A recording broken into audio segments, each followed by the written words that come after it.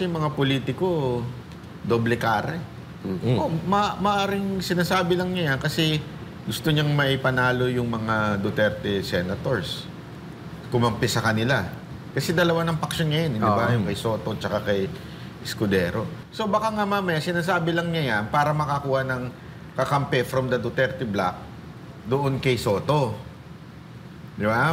Maaring ginagawa lang niya yan para kumampi itong mga sila Bato. Kasi marami-rami na sila eh. Okay? Hindi natin alam. Baka ganun lang ang kwento niyan. Eh, yung itsura ni Zubiri, parang minsan dumodoble kara yun eh.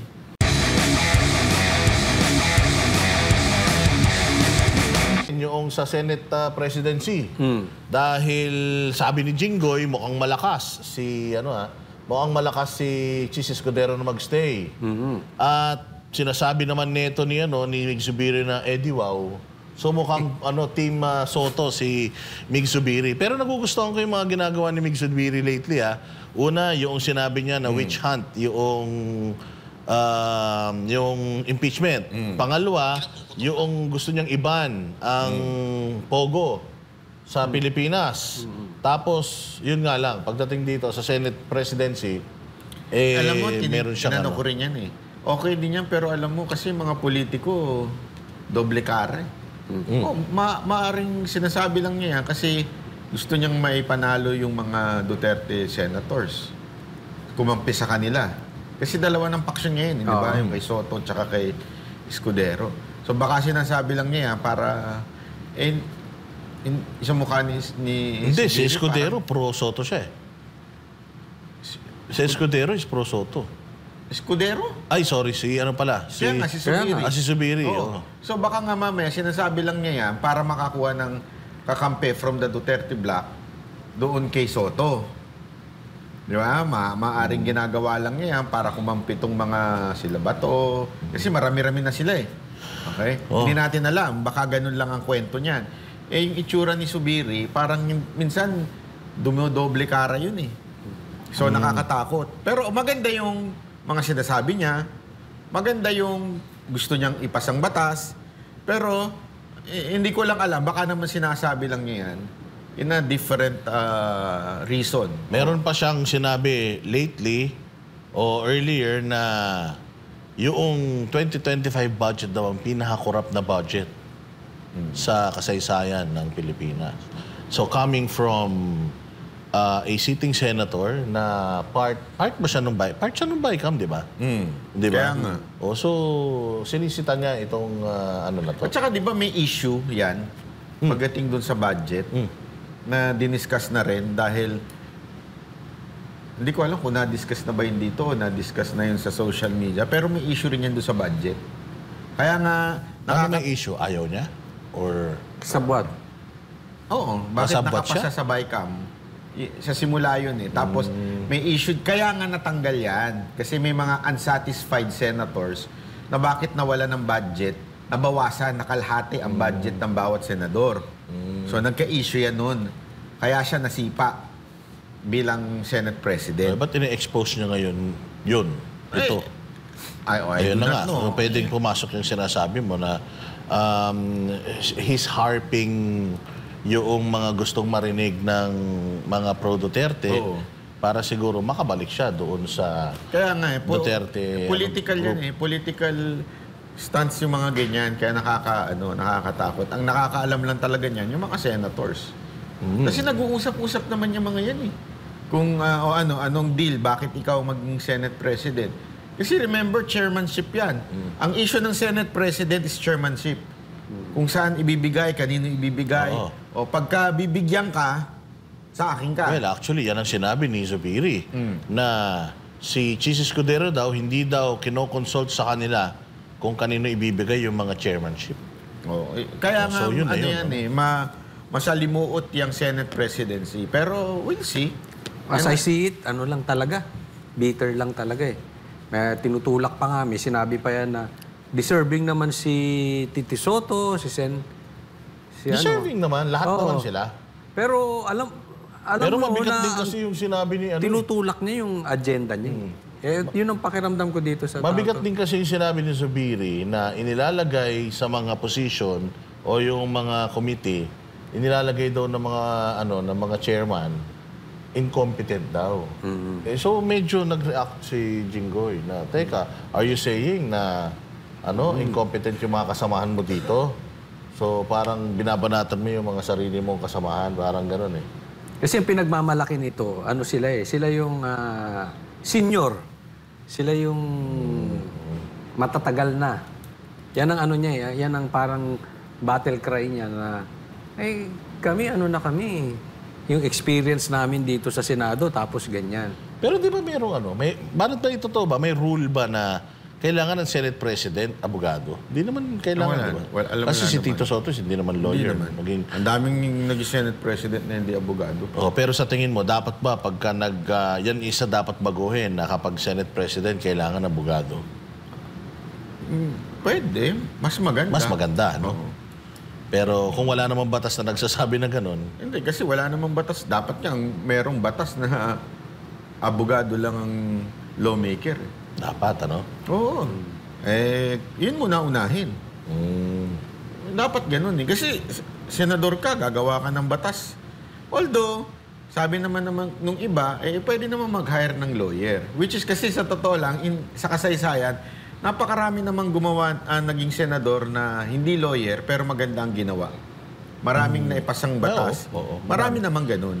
Oo. So, I don't think kailangan yun for Senate President. Kasi kung kailangan yun for Senate President, dapat kailangan din sa senador yun. Hindi naman nangyayari yun. At saka kung the likes of Claire lang din, yung mga kalidad ng lawyer, wala ding silbi. Wala rin kwenta. Doon na tayo sa mas maayos-ayos, yung may experience na senador. Pero kung titingnan natin si Tito Soto during Duterte time, kasi 'di ba naging Senate President siya during Duterte time. Mukhang di naman nahirapan si Pangulong Duterte doon sa mga gusto Batas. niyang i-prioritize na mga batas. Logical naman si Soto.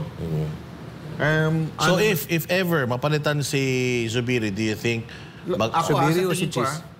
si Cheese. Cheese. Logical naman si Soto pagdating sa mga issue. Kahit noon, na-observe ko naman kahit nung panahon ni PRRD, di ba, Senate President siya.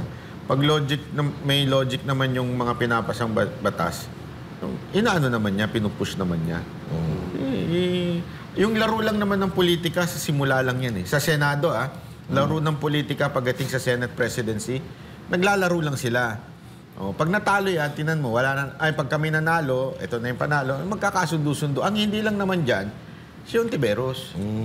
Si Ontiveros talaga mag-isa sa buhay. Oo, mukhang na siya, iniwan na rin siya ng dalawa niyang kasama. Ininsulto nga niya Feeling ko, insulto yung ginawa ni Subiri. Mantakin mo sinabi niya, pagkatapos niyang tulungan daw ito, iniwan siya.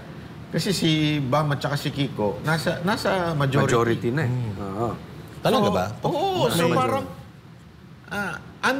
kaya nga merong siyang statement, si Ontiveros, na sinasabi niya, dapat ang pink at dilaw, Magkaisa. magkaisa, mag-unity, di ba?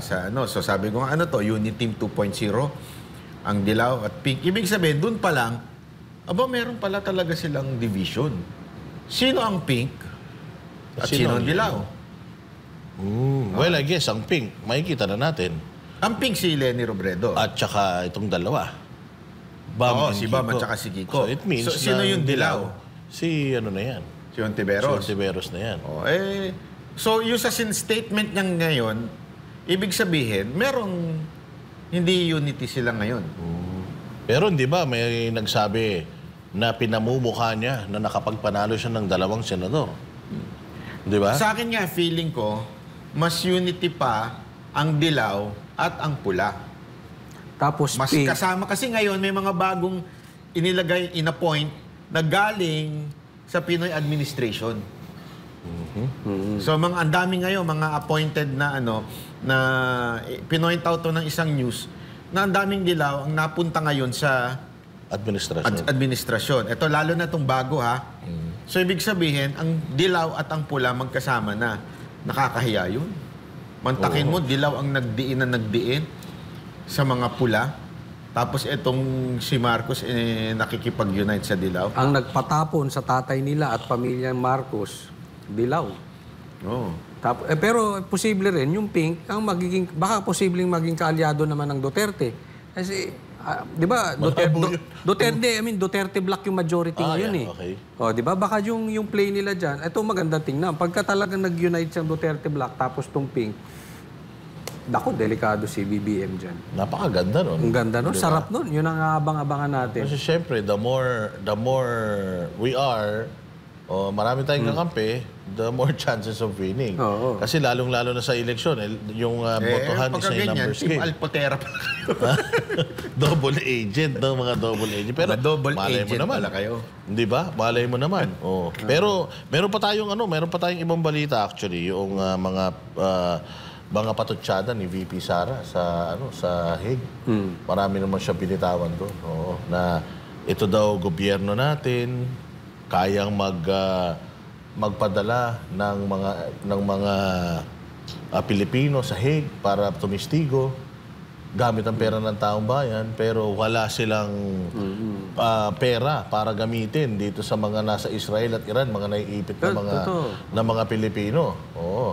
At dito rin sa kanyang interview, nabanggit din niya kasi sinabi ni Pangulong Marcos na tatama na ang politika, magtrabaho. Ang sagot ni VP Sara is tingnan mo yung sarili mo sa salamin. Baka bago ka magsalita niyan, tingnan mo muna yung sarili mo sa salamin. Ano masasabi mo diyan, Coach Ol? Wala nang naniniwala doon sa sinasabi. Ewan ko pero kahina naman talaga ng utak mo kung maniwala ka doon. Siguro sila mismo, even yung mga senador, congressman, secretary, alam na lang nila to puro politika na itong nangyayari. Yung impeachment, again, it's very obvious that it's political. Yung pagpapadala kay Tatay Digong, very political yan dahil gumagana ang hustisya natin dito.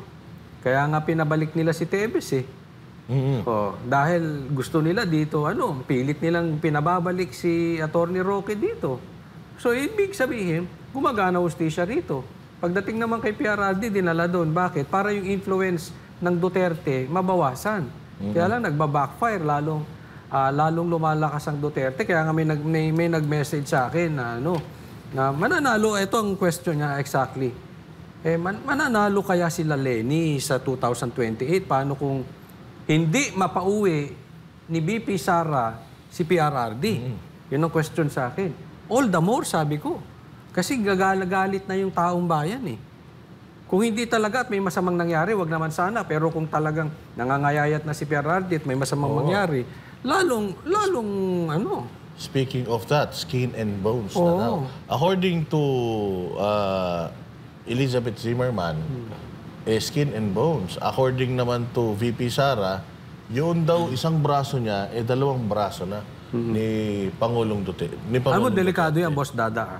Kasi para sa may edad, ang tinatamaan talaga, ang talagang nababawasan dyan, muscle. Paano mo nalaman? May edad. Hindi, makikita mo yan. Pagka talagang nababawasan na yung muscle, Dumadami pa naman. Okay. Diyan na nanghihina yung tao, diyan nadadapa, diyan nadudulas. Pag nadulas yan, tuloy-tuloy na. Kaya nga, lagi kong suggestions, given sa sa father namin, tuloy-tuloy yung exercise. Para yung muscle, kasi normal sa tumatanda, talagang lumiliit ang muscle, manghihina. Tama yung pala ni Claire Castro. Nasabi niya, exercise lang yan. Oo, kaya lang, ang effect nito, ang talagang critical sa may edad, yung stress, yan ang killer. Alam naman natin si Tatay Digong, hindi naman mahilig sa tao yan. So, Sanayan sa nakakwentuhan. Sociable person yan, oo. Kaya maganda yung ngayon na ginawa na at least kahit paano, 4 times a week yung dalaw. So, 4 times a week siyang may makakausap. Hindi, dapat Kailan ka ba dadalaw? Ha? Kailan ka ba dadalaw? Malapit na. Antayin nyo lang. Kung Hindi po pwedeng dalaw lang, Boss Dada. Inagawa pa yung aeroplano. Nasasakyan namin papunta dyan. Dapat may patulugin doon. Ayun na nga, conjugal visit, no? Oo, hindi. Hindi, problema, mag-away-away, hindi mo pwede. Halimbawa, doon ka, pumunta ka, patulugin ka ron. At least, magdamag, alam mo na, mahilig. Hindi, na experience. Pero ba, may matindi Pag sinabi mong conjugal, asawa dapat yun.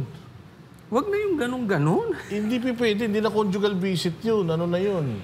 Pero may matindi akong pasabog dyan. Ay, ano? Yung tungkol dyan sa healthy na yan. Nako, bukas. Nasa video ko yan.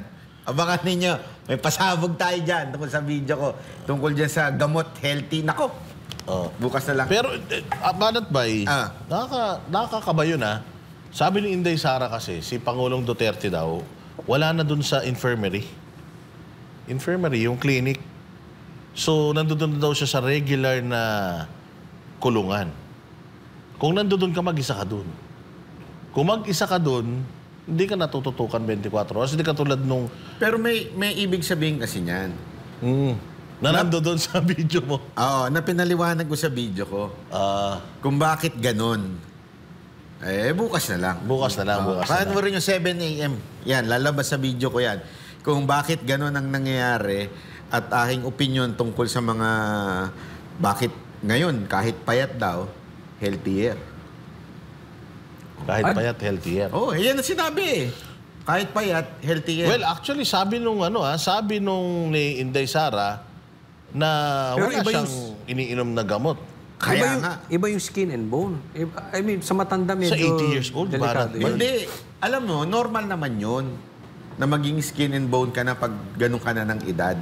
Kasi nga, kinakain na yung muscle mo. Pero yung state of mind, pwedeng healthier ka Kasi sa Pilipinas, mali ang konsepto natin Pag malusog, healthy. Mataba. Oo. Pag Malusog mataba, na, healthy pa Pag malusog, mataba. Oo, Ganun. malusog, mataba. Yung malusog, hindi, pag sinabi mo malusog. Healthy, mataba. Oo. Ganun. Ganon sa atin Hindi ganon. Hindi ganon ang tunay na science Sabi talaga, mas mas slim, walang fats, yun ang tunay na mas healthy. At saka syempre, ang makaka-define yan, yung taong bumibisita. Pareho sila ng tono ni Ma'am Elizabeth at saka si BP Parang Sara. masaya sila no? Na mas healthy siya ngayon. Bakit? Sa video ko bukas, nandun yan. Parang alam ko na. Na natin yung video nito. I-debunk na natin ngayon pa lang. Hindi pwede dito Pero 80 years old kasi nakakatakot. Totoo naman. Iba, tama Kasi yung Banat sinasabi Bay, ni Bay. pag pumayat ka, ibig sabihin, malnourished ka. Hindi totoo yan. Hindi totoo. Pansinin nyo tingnan nyo. Hindi ba kayo lagi sinasabihan? Ako, may lagi nagsasabi sa akin ng ganito Hindi ko na lang papangalanan si Mocha. Pakasabihin niya, di ba? Di ba? Lagi niya sinasabi sa akin bakit lagi kami sakit? Pero yung mga, yung mga... Payatot, yung mga nasa kalsada. Sa kalsada, hindi sila nagkakasakit. May punto siya dun Nung panahon namin, natin, yung mga matatanda na. Ay, kayo. Yung panahon natin. Kasi nung panahon natin, mas hindi sila kumakain, di ba? Kasi nga wala ngang pera. Tayo na medyo iba yung konsepto sa atin Pag malusog na bata, yung mataba, yun ang malusog. Yun ang healthy, di ba? Pag mataba, yun ang cute-cute mo, ang healthy mo, ganon. Mali yun, konsepto na yun. Kaya pansinin nyo yung mga kaedad natin na parehong payat, na hindi umiinom hindi nag-a-addict. Iba yung kapayatan yun. Yung mga ganon, sila ang healthy, hindi nagkakasakit. Kasi nga, hindi diabetic, healthy. As a matter of fact, isang halimbawa niyan, yung lelang namin. Ang payat-payat nun. Sobrang payat na yun. Pero inabot ng almost 100. Healthy. Bakit? Payat siya. Sobrang payat hanggang pagtanda. So, ano na lang talaga yun? Yung nakalaylay na nga yung sobrang buto-buto na yun. Pero bakit siya mas healthy kesa doon sa mga kamag-anak namin na malaki? Hindi kasi din mahilig yun sa gamot, inom ng inom. Dahil ang hilig lang nun, puro gulay-gulay. Dahil nga minsan, remember, ang gamot, hindi lahat ng gamot nakakagaling. Hindi particular na may gamot ka, gagaling ka. Diyan naman sang-ayon ako dyan. Kasi nga, yung iba, sinosobrahan. At tingnan nyo, lahat ng gamot, meron niyang Side effects. Side effects. Bakit nakasulat? Hindi na natin binabasa yun kasi nga, ang gamot, merong side effects masama. Ang tinitingnan lang natin yung kabutihang na idudulot ng gamot. So, ang nangyayari, inom tayo ng inom. Nakakapayat to. Inom ako. Diba? Example na nga lang yan, yung gamot ko sa diabetes, nakakapayat yun. Ba't di ka uminom na madami? Pero ang daming side effects nun. So, si Pangulong Duterte, dahil na-win off Parang na di mo siya... naman alam. Na-win off na siya sa gamot. Dahil nga, wala na daw siya halos tinitake ngayon, yung kanyang maintenance na lang. At iba rin sa Amerika, sa US. Mas naging healthy siya dahil doon. Sa Pilipinas, iba. Sa Pilipinas, madaling kumuha ng gamot. Sa matter of pakita mo lang sa cellphone mo yung prescription, di ba? Pakita mo dyan, lipat ka ng drugstore, pakita mo na naman doon, tapos lipat ka na naman. Sa ibang bansa, hindi eh. Kinukuha talaga. So, hindi ka pwede ma-overdose. O, yun.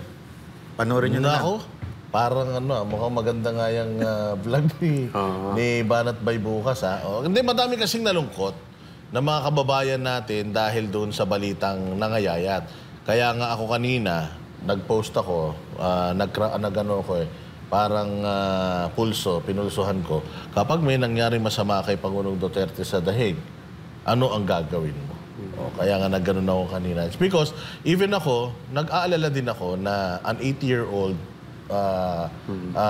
na lolo, is it a sign of deteriorating health? Although wala namang sinabi si Inday Sara na nagdi-deteriorate yung health niya. Ang sinasabi pa nga ni Inday Sara is just skin and bones, but he's sharper and okay naman daw siya. Wala siyang nararamdaman, sabi.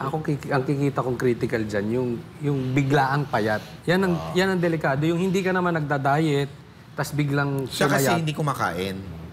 Kaya siya bumiglang payat. Pero palagay ko diet si PRRD sa kausap. Alam natin yan, sociable person yan. Kaya sabi ko, kung punta ka ron, tabihan mo lang yan, magdamag, magkwentuhan kayo, biglang tataba. Yan. Wala na. Wala nang pwedeng tumabi sa kanya, nasiraan na lahat. Ay! May camera doon. Nagulat ako.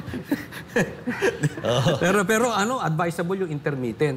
Yan, yan ginagawa ko. Kaya ayoko ng gamot sa May naaral nga ako intermittent lang. Sabi, get Meron well. naman. Get well. Basta gagaling ka daw. 7 days. Fasting. 7 days fasting? Hindi. Nung una... Sa pagkain lang, sa tubig pwede, no? Oo. Pero kung iisipin mo... Alam mo, ang expert sa fasting, si MJ Mondia.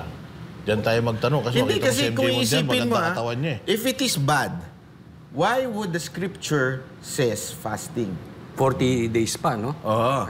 Kung if it is bad, remember, Fasting lang naman, hindi ka naman hindi kakain. Hindi, isipin mo to, sinong gumawa ng katawan ng tao?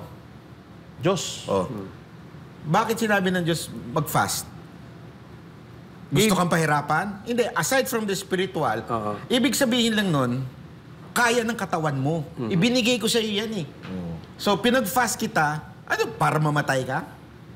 Para ikasama mo? Hindi, it's because of spiritual aspect, plus you can.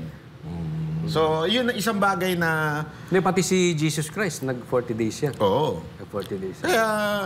Pero alam mo, talaga matindi sa intermittent. Di ba sabi mo nga, si Cathy? Intermittent, yung barateras eh. Intermittent ang pasok. Intermittent barateras. Minsan, Banat Bay, si Rizal Tiberos daw, nag-file na ng reklamo sa DOJ. Kasi kayo, hinamon nyo eh. DOJ pa rin yun, hindi pa rin korte yun. DOJ. Hindi, pwede doon. Sa piskal, sa piskal. Mag-imbestiga. Sa piskal yun, pagka nagkaroon ng probable cause, diretso yun sa korte. Oo nga. So, ibig sabihin, yung DOJ ang maghahanap ng probable cause. Halimbawa ako, hindi siya yung parang ito, ebidensya ko, bam. Ito yung... Hindi, magpipresent sila ng ebidensya. Diretso sa korte, di ba? Hindi, magpipresent siya ng ebidensya doon. Yun na nga. Tapos, kailangan mo sumagot. Tatawagin ka, pasasagutin ka. Yun nga yung ano. So, anong masasabi mo dyan? Palagay ko, kasama ka na doon. Okay lang, basta kasama ko si Banat Bay. Hindi naman tayo natatakot eh. Wala naman kasi pagka titingnan mo, wala naman siyang hulog yung siguro ginagawa niya na yan para sana ang akin lang isama mo yung nagsalita. Sino? Baka naman kami na namang mga nag-react lang. Isama mo yung nagsalita, pambira ka diba? Si alias Rene. Si Rene mismo ang at saka pakisama si Topacio. Hinahamon siya eh. Pambira ka, siya ang daming binubulgar eh. Pero